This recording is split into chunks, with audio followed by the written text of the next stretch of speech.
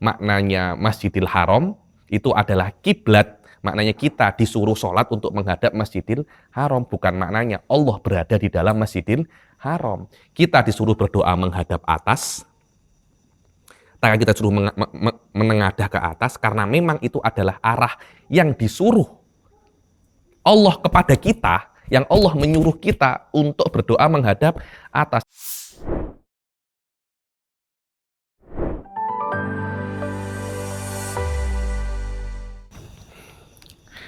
Assalamualaikum warahmatullahi wabarakatuh, Sobat NU Online. Ada lagi pertanyaan yang masih berkaitan tentang akidah, berkaitan tentang uluhiyah, yang sering terjadi dan ditanyakan masyarakat awam kita. Apakah Allah itu di atas? Kenapa kok ahli sunnah mengatakan Allah itu tidak di atas? Lah kalau memang seumpamanya Allah tidak di atas, kemudian ada di mana Allah? Kalau memang Allah itu tidak di atas, kenapa kita berdoa menghadap Allah? Kemudian bagaimana tentang hadisul jariyah? Yang terkenal itu yang dikatakan ketika Rasulullah SAW bertanya, di mana Tuhanmu?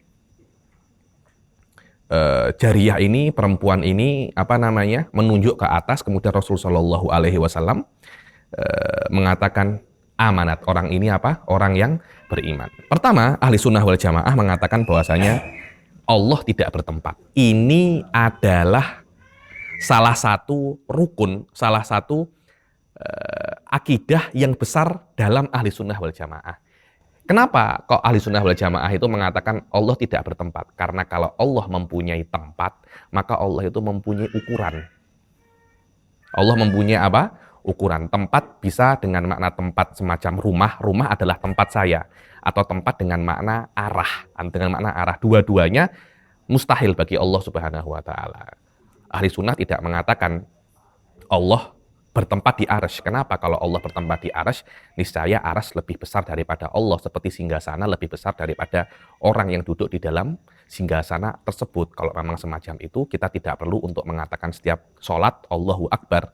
Cukup kita mengatakan al-arsyul akbar, karena memang realitinya menurut yang mengatakan arsy adalah singgasana Allah, arsy lebih besar daripada Allah, karena memang lawazim, efek daripada arsy pasti lebih besar daripada apa yang duduk di atas arsy. Loh, tapi kenapa kok Allah tidak mempunyai arah? Karena mempunyai arah menurut ahli sunnah itu hanya terhadap perkara-perkara yang mempunyai ukuran.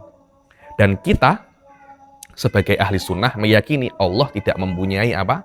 Ukuran. Karena kalau Allah mempunyai ukuran, nanti akan ada pertanyaan, ukurannya Allah itu berapa? Contohnya, ukurannya Allah itu seperti dikatakan oleh Hasan Ibnul Hakam, salah seorang mujassimah zaman dahulu, ketika mana yang lebih besar, Tuhanmu atau gunung Abu Qubais, Jabal Abi Qubais? Dibilang, ya nih mirip-mirip, mungkin lebih besar sedikit. Lah kalau seumpamanya Allah semacam itu, akan ada pertanyaan, kenapa kok Allah tidak bisa lebih besar daripada itu? Apakah Allah tidak bisa lebih besar?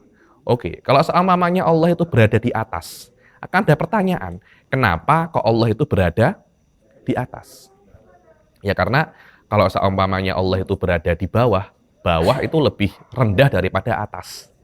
Maknanya Allah itu untuk berada di atas, Allah memerlukan makhluk lain untuk berada di bawahnya agar Allah itu sempurna. Karena atas dan bawah, arah itu bukan untuk satu perkara saja, dia untuk dua perkara. Ketika Allah tidak ada bersama Allah itu siapapun, kita tidak bisa untuk mengatakan Allah itu mempunyai arah. Akhirnya agar Allah itu berada di atas, Allah menciptakan arsy. Di sini ahli sunnah tidak suka itu. Kenapa? Karena untuk Allah itu berada di atas, Allah memerlukan arsy untuk berada di bawahnya. Maknanya kesempurnaan Allah dengan makna atas itu memerlukan makhluk yang lain agar Allah itu berada di atasnya. Maknanya kesempurnaan Allah terpulang kepada makhluk lain. Dan ini bertentangan dengan asas akidah yang dipegang oleh ahli sunnah, bahwasanya yang namanya Tuhan adalah zat yang tidak perlu kepada siapapun, qaimun binafsihi, ghaniyun binafsihi, dan selainnya perlu kepada Allah Subhanahu wa Ta'ala. Ini adalah definisi Tuhan menurut Imam As-Sanusi. Ghaniyun binafsihi wa ghairuhu la yastaghni anhu. Oke, kalau memang semacam itu, kenapa kok kita umat Islam disuruh berdoa tangan kita menghadap ke atas, muka kita ke bawah? Kenapa? Karena memang atas adalah kiblatnya doa. Wa fis sama'i rizqukum wa ma tu'adun. Maknanya Allah mengatakan kalau Anda berdoa, tadahkanlah tangan Anda ke atas. Seperti kalau Anda sholat, menghadaplah kiblat. Maka maka Ka'bah adalah kiblatnya sholat. Dan atas adalah kiblatnya doa. Bukan maknanya ketika kita sholat, Masjidil Haram adalah rumahnya Allah. Allah bertempat di situ. Salah. Maknanya Masjidil Haram itu adalah kiblat. Maknanya kita disuruh sholat untuk menghadap Masjidil Haram. Bukan maknanya Allah berada di dalam Masjidil Haram. Kita disuruh berdoa menghadap atas. Tangan kita suruh menengadah ke atas. Karena memang itu adalah arah yang disuruh Allah kepada kita. Yang Allah menyuruh kita untuk berdoa menghadap atas. Nah, terus bagaimana ya Habib? Tentang hadisul jariyah. Hadisul jariyah yang ketika itu Rasulullah SAW ditanyakan oleh para sahabat, ya Rasulullah, apakah perempuan ini beriman atau tidak? Ketika itu ada sahabat yang berbuat sebuah maksiat, yang mana maksiat itu bisa ditebus dengan cara memerdekakan hamba sahaya. Cuma dalam beberapa riwayat, hamba sahaya ini bisu. Dan memerdekakan hamba sahaya mesti dalam keadaan muslimah, baru kafarohnya itu bisa tertunaikan, bisa hilang kafarohnya. Para sahabat tahu orang yang bisa berbicara, cara mengetahui keislamannya dengan mengatakan asyhadu alla ilaha illallah wa asyhadu anna muhammadar rasulullah.